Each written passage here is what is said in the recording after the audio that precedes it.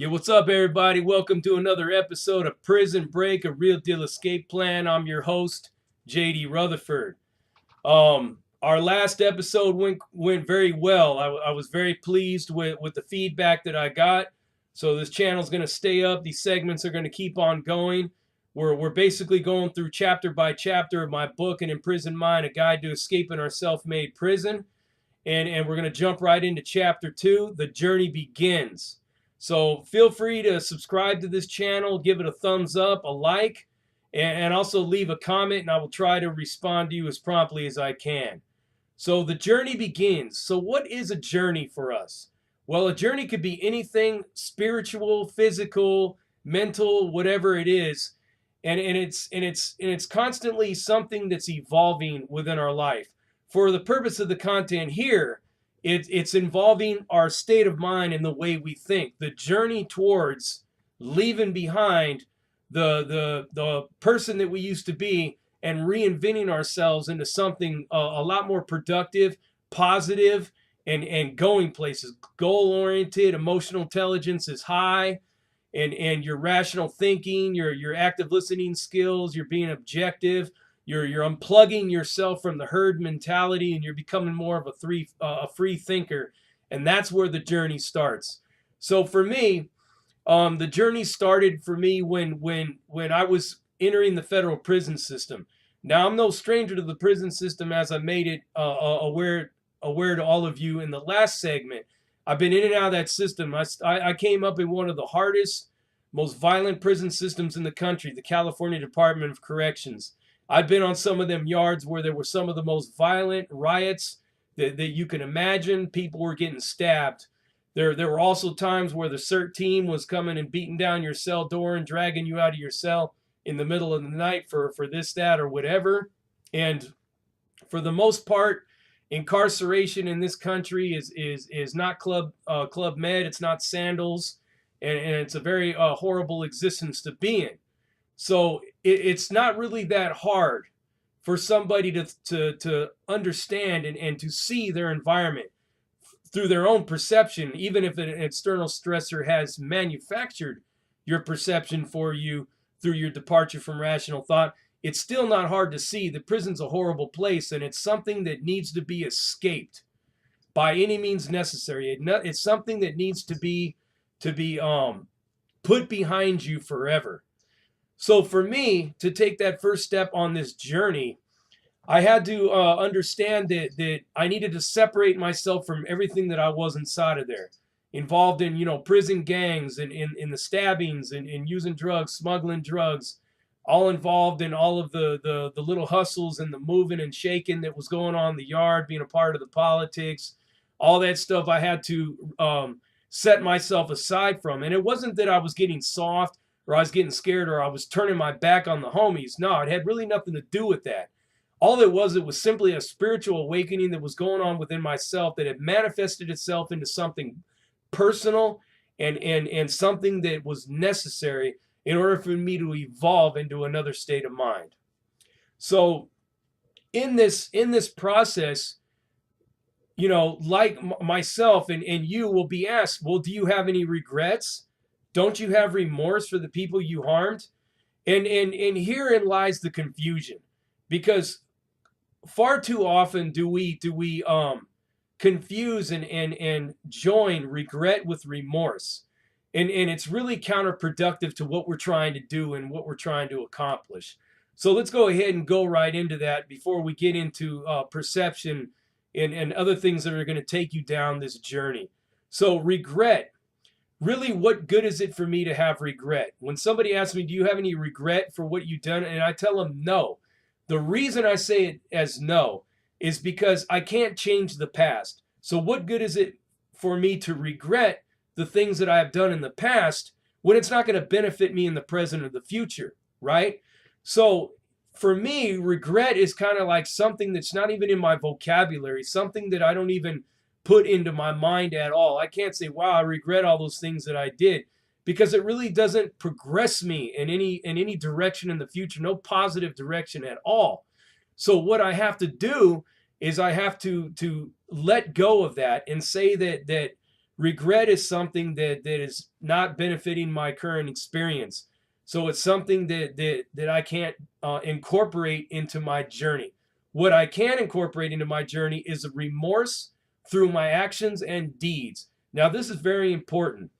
If your remorse is going to be genuine and it's going to be truthful and it's going to be sincere, it has to be geared towards righting the wrongs that you have caused somebody, the harm you have done through your present and future actions and deeds. Plain and simple. It can't be, well, you know what, I'm sorry that I did what I did. Can we just move on from here? That's a quick, simple explain away, and that's something that you use to kind of cut off the people that you've hurt and the people that you've lost trust with, but it doesn't really address the problem and it doesn't really heal the wounds. What really works in healing these wounds is by taking responsibility for the remorse itself, by basically saying that I'm going to use my actions and my deeds in order to push me forward. And every step that I take in righting the wrongs through what I'm doing right now, then it's actually healing those wounds. And people start to see, wow, JD's very productive these days. He's very positive. He's on a whole new level. So this whole new level is where my remorse is actually showing in my works. And that's it. And that's it in a nutshell. And the biggest step towards on this journey, towards taking these steps down this road on the journey, is your perception. Is it your own perception?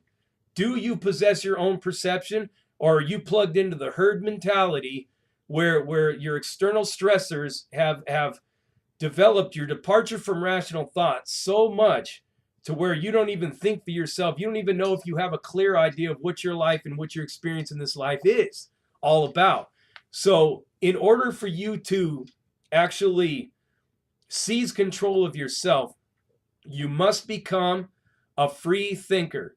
Now, a free thinker is a person that is objective, a person that basically learns how to develop their perception in a way that is their own. Your individuality has been reclaimed. You have seized control of your independence and your sovereignty within yourself.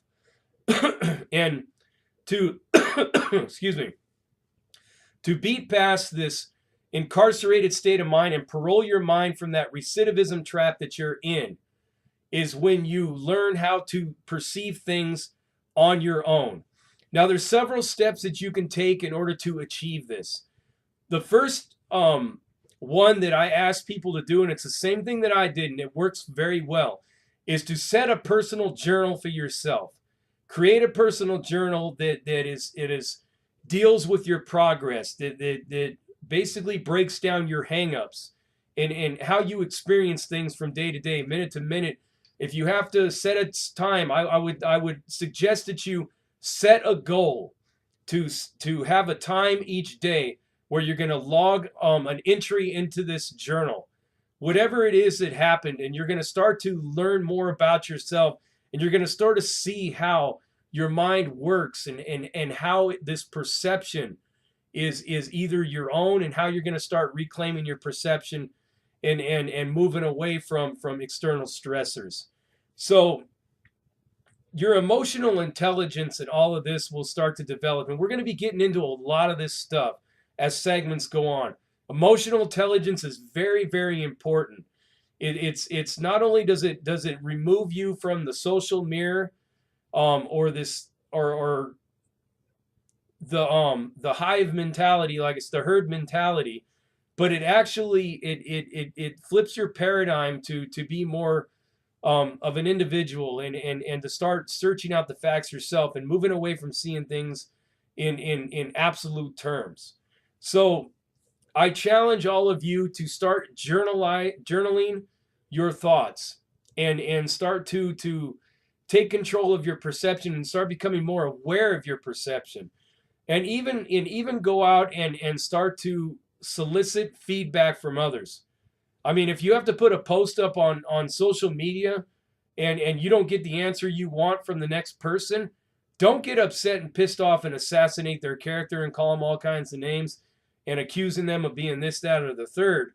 Actually listen to the feedback.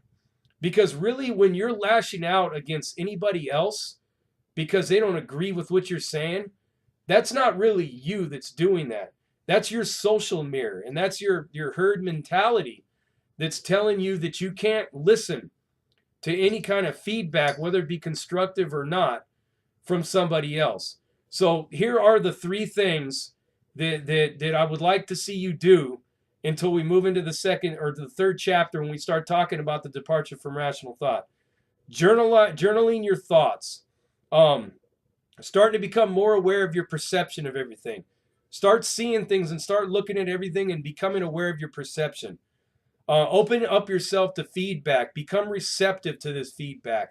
Start to put out your posts and stuff on social media, Twitter, Facebook, whatever it is, and start to solicit that feedback.